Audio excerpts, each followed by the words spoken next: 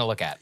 Well, guys, today we have extensively covered the collapse of Silicon Valley Bank. We talked about the concentrated risk that they took on. We talked about the calls for bailouts, the potential contagion, and crucially, the political corruption and capture that led to that bank winning looser regulations during the Trump years.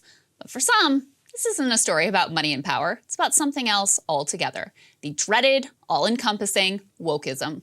So I don't have any specific information about any Florida bank similar to Silicon Valley Bank, and hopefully that remains the case. Maria, it just appears to me, I mean, this bank, they're so concerned with DEI and politics and all kinds of stuff. I think that really diverted from them focusing on their core mission. Total nonsense. Ron DeSantis was not the only one, though. Donald Trump Jr. tweeted, quote, "SVB is what happens when you push a leftist woke ideology and have that take precedent over common sense business practices.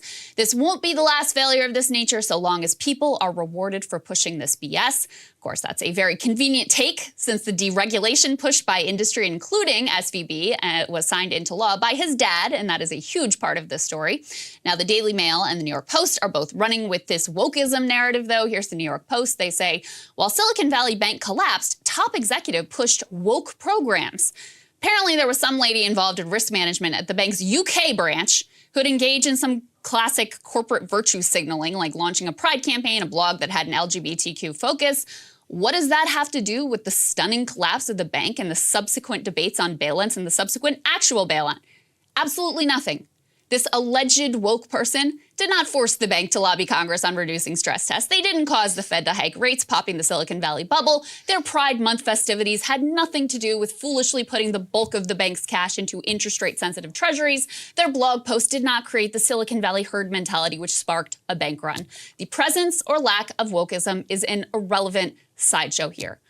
But plenty will fall hook, line, and sinker for this laughable distraction. Because for some entirely too online people, led by a cadre of right-wing media and political elites, opposition to wokeism has become an all-consuming, all-encompassing worldview, blotting out any other potential political understanding. Anti-woke brainworms lead to at least as goofy and authoritarian an approach to politics as woke brainworms do. Anti-wokeism is goofy in that it would lead you to look at a train crash and cover-up caused by corporate greed and instead fixate on some dumb comments about white construction crews, or to look at a bank crash caused by deregulation and corruption and think it has anything to do with some stupid Pride Month celebration. Anti-wokeism is authoritarian in that it paints everything as either good or evil. This black and white view of the world, complete with existential warnings that then justifies illiberal tactics, things like banning books, curriculum, and public artistic expression. Now, I consider myself to be an opponent of wokeism. I have called out cancellations of people I profoundly disagree with. I've stood up for the rights of comedians to make edgy or even offensive jokes. I've decried the hollow identity politics that sells racial diversity in elite circles as a panacea for working class Americans. I've opposed the oppression Olympics type of politics that has human beings vying for victimhood points based on immutable personal characteristics. And I have decried the 1619 Robin DiAngelo grifter types who push an ideology that is so woke it's actually racist, arguing things like math is white supremacist and selling their diversity courses which don't accomplish anything except making a handful of so-called anti-racist consultants wildly rich. But the answer to that authoritarian trend among liberals and left liberals is not an equal and opposite myopic authoritarianism on the right.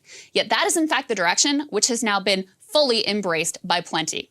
The goofy distraction anti-woke mode is most clearly demonstrated by presidential candidate Vivek Ramaswamy. He has launched his bid based on his claim to being the CEO of anti-woke. Now, the fundamental unseriousness of this ideology is demonstrated by the mess that is Vivek's platform.